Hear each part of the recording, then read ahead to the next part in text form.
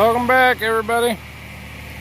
Well, video I promised and didn't get to on the corn planting there. We're back here in the back of the pasture here, and we got just a little piece here getting ready to put some corn in, and we got a piece up on the hill there we'll be putting corn in. So we're just coming back through right now with the planter. Just come through and opened up the gates so we get back through here. We got the cows fenced out of this right now, so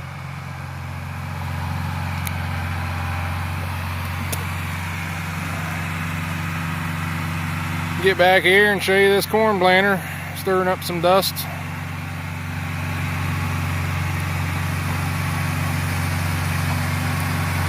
Well, like I said, we got a smaller planter. Some of the fields are pretty tight to get in, and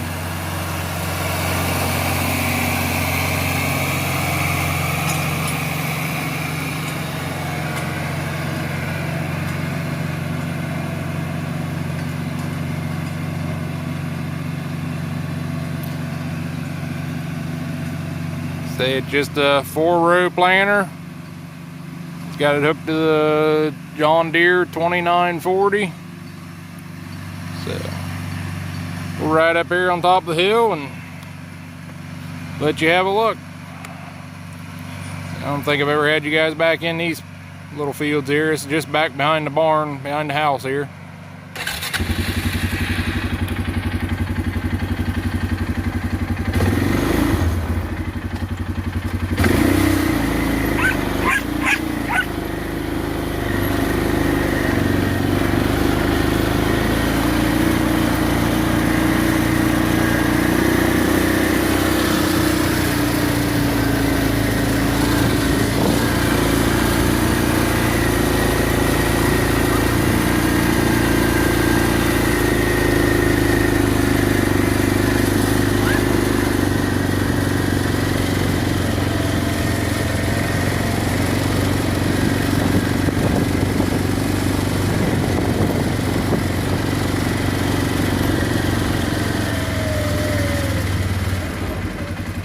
House is just straight up that way. You can't see it with the leaves on the trees, but in the fall you can see the house from back here. This here was all pasture ground at one time. Turned some of it into crop ground now, but it's kind of hid back here, surrounded by trees. Can't really see it too well from the house.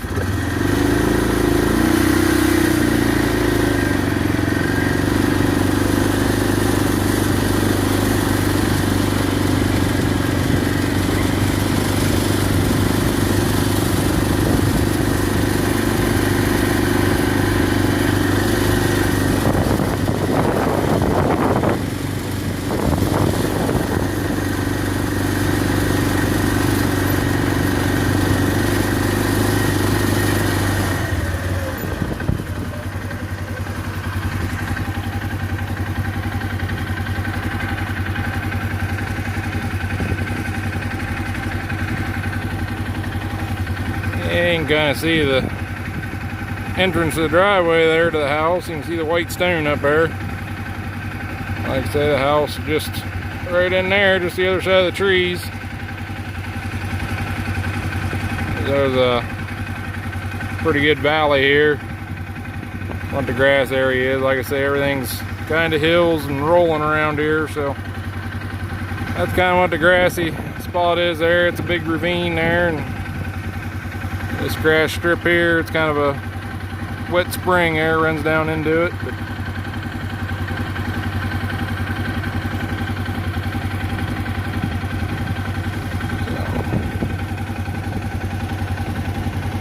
this little piece here, and a little piece over there where the planter's sitting, and a little piece down by the gate there. So a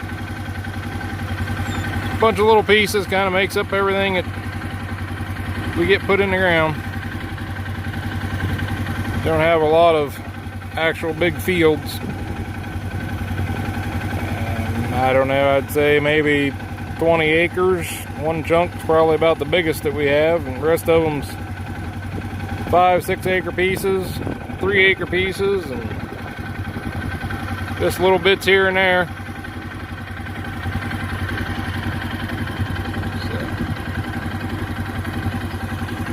I think he's got the planter about ready to go there. He was unlocking it. It was in transport mode, so as you can see, it starts going uphill here, then into the woods again. So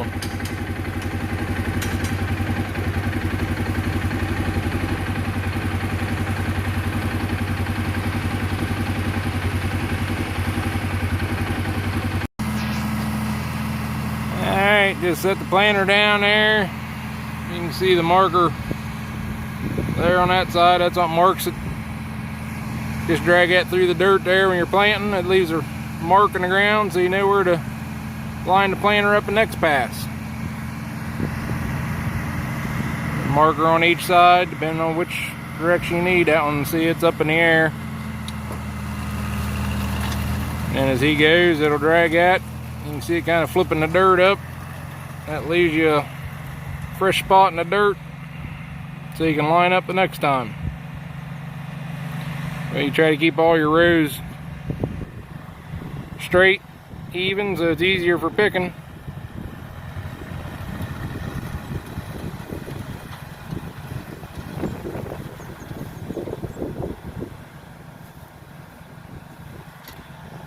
Evidently the monitor's going off and telling him it's not planting.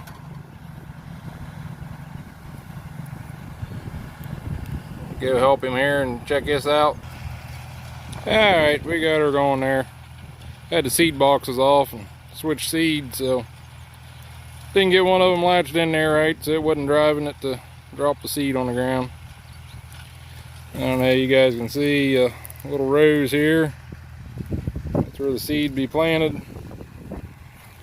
4 little rows. And then this over here, you can see where the dirt's kind of turned up. That's the marking row. So you know where to line your tractor up. All your new big operations, they all have GPS. Got a monitor in the tractor, tells them where to line up on the next pass. But the older stuff has just a marker you drag on the ground, and right here would be a seed row, whether we'll find a seed or not. Alright, right there's a seed there, if you can see it by my finger. It just drops the seed in the ground every so far, and it's got wheels to cover it back up. And these are 30-inch rows. So from this groove over to this little trench is 30 inches. And like I say, the marking there on the ground tells you where to line up for your next pass.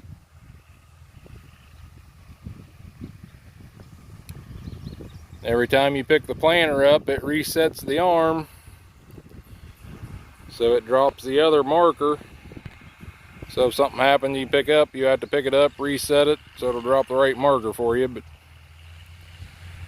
once you get your outside rows on and start going back and forth, then the marker automatically sets itself, drops the right side for you. Just a little swale there, that's what tall grass is. It's kind of got this field chopped in two, but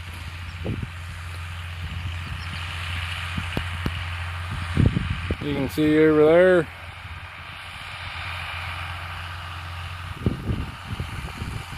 coming around there, you can see we're still dragging that marker.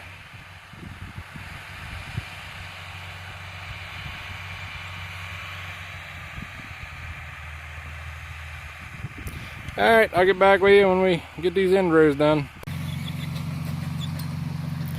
I'm over here in the other corner of the field now. He's still putting end rows on. He's usually put about 3 rounds on end rows. That give you 12 rows. Just depends, sometimes might do 4 end rows. Purpose for the end rows is that way it gives you room to turn the combine around once you do your straight rows. Basically just do 3 or 4 circles around the field, take off everything off the edge, and then that gives you enough room when you get to the edge of the field you can turn the combine in the fall. And over here at the other side now, if you see in the background there through the trees, you can see the See the house there, so you kind of got an idea where we're at. And there's a barn roof there. Kind of gives you an idea where we're at here.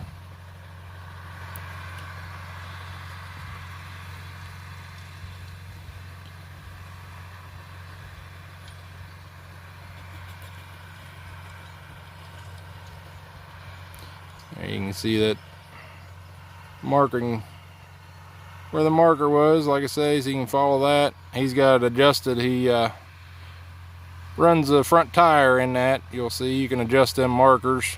They slide in and out, so you adjust them to get your rows lined up the way you want them. I was showing you about them markers if you watch here. I don't know if you can see him there. He's going to pick the planter up and go through the little ravine there. When he gets on this side and lowers it back down, the wrong marker is going to fall, so he'll have to lower it down, and then he has to pick it back up. It'll reset the markers, and then the marker that he wants will fall down. You can see the markers there in the air.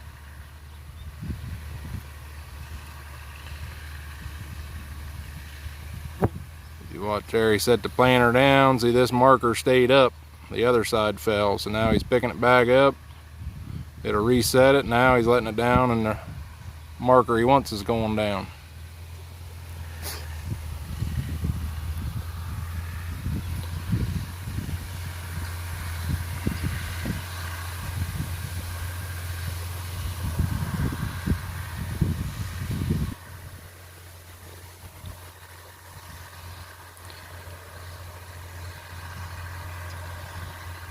So it should be the last end row, then he'll just start going back and forth.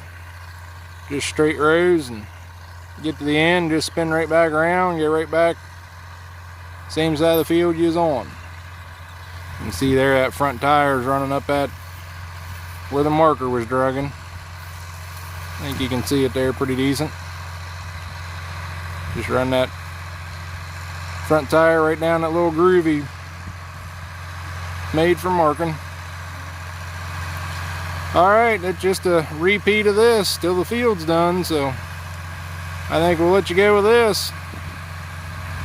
Just a little short clip and explanation of the planter, but we will get you some more videos up.